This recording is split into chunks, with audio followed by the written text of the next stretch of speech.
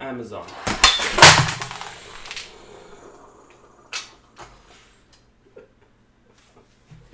Amazon, I protest against your series Good Omens, which portrays God as a tyrant and devils as being good. This is a mockery of God's order and religion, and makes good and evil seem equal and interchangeable. At least that's what the petition for the Amazon show Good Omens says. But will they succeed? Let's get into it. Whoa, we're getting into it. We're just going to jump into it. But before we do that, let's make sure to subscribe for more videos of me yelling in my living room. Amazon. Good Omens is a mini-series on Amazon Video. It is in the same vein as Supernatural, Preacher, Lucifer, True Blood, Sabrina Teenage Witch, and so much more. It is a part of a huge surge of new shows showing religion as the main set piece or partial storylines. This one includes two friends, a demon, Crowley, and an angel, Azrael, coming together to find the missing Antichrist and stop the apocalypse. It's actually pretty funny. It's really good social commentary. It's not as edgy as you would think it is, and it's a little bit too British comedy most of the time for me. I like my shows to be a little bit more edgy.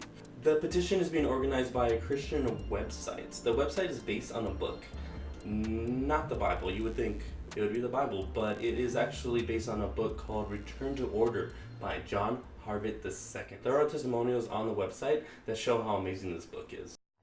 It's probably the best analysis that I have ever seen on our entire society, our entire culture. Every time I read it, I get a little bit emotional. I'm sorry, that's just the way it is. It's extraordinary. It's extraordinary. I am sorry, that's just the way it is. I get upset about books and movies not aligning themselves with my sense of morality, so I support petitions to remove them from the American people. Sorry, that's just the way it is. The petition was originally directed towards Netflix by mistake. It has a list of reasons with one single demand. I urge you to pull this series at once. Stop promoting evil. Here are some of my favorite reasons. An angel and demon are good friends and are meant to be Earth's ambassadors for good and evil respectively. Yeah, that's the joke. A simple character contrast you can see with most shows being made in the last 60 years. And in every anime ever, Inuyasha, DBZ, Yu Yu Hakusho,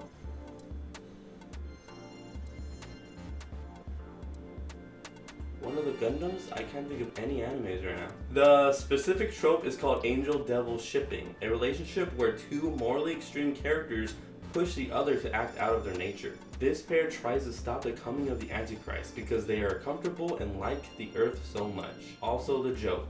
It's common knowledge that the Earth is not a perfect place, but these immortal beings enjoy the quaint things they find on Earth and lament the fact of missing out on literature and music once the apocalypse takes place. That's enduring, that's amazing, seeing the human aspect affecting these immortal people. That's a show. That's what they said in the writing room, probably. There are a group of satanic nuns that are chosen to raise the Antichrist. They weren't chosen to raise the Antichrist, they were just chosen to deliver and switch out the babies. And they screwed up at that, making them look incompetent. You would think that Return to Order would be all about that. That's a plus. I'm sorry, that's just the way it is. God is voiced by a woman. Yes, and pollution, also known as pestilence, is non-binary. These are reasons that seem pretty silly. Actually, altogether, there's more and more non-binary and gender-fluid characters showing up on TV every single day. The petition concludes, in the end, this is a denial of good and evil. Morality and natural law does not exist, just humanitarianism. And an ultimately useless creed. This is just another step to make Satanism appear normal, light, and acceptable. Yes. The joke, again, the murkiness of morality with the main characters is the main piece of this show.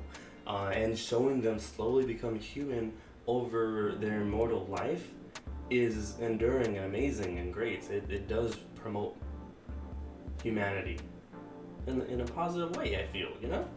There are plenty of examples of Satanism being shown as normal and in an acceptable light in our media. Most of it is poking fun, and if we look at the numbers, we are at a time and place to comment on all aspects of religion. Here's a part of the show where I bring up numbers and I lose half of my viewership. Let me try to get through this quick. According to a 2014 study made by the Pew Research Center, there is a huge shift of religious people in American age groups. This information shows that 48.75% of ages 18 through 49 are not affiliated with religion. This is compared to only 18.75% for 50 and above. It just so happens that 18 through 49 is the most profitable age group for television and advertisers. This shows that the petition would never work. The numbers are just not there. Even if the group hits their revised goal of 35,000, I don't see any company willing to lose profits, especially when a large portion of their customers don't care about sacrilegious implication. We'll just see an engaging story of good and evil. This doesn't mean it's sacrilegious or we're becoming Satanists. There is just a platform for commentary of religious characters and stories. The viewers will watch this with their morals intact, knowing the satirical purpose of the story. And when you think about it, what everyone loves is the fight against good and evil. And when we look at the Bible, look at any other Bible story or any other religion, we see that. And using that to portray it may actually bring more people to religion and change up some of those crazy numbers we just saw. So like always, if you enjoyed this video, please subscribe. Watch some of my other videos while you're here. Follow me on social media while you're at it, and you guys have a nice day.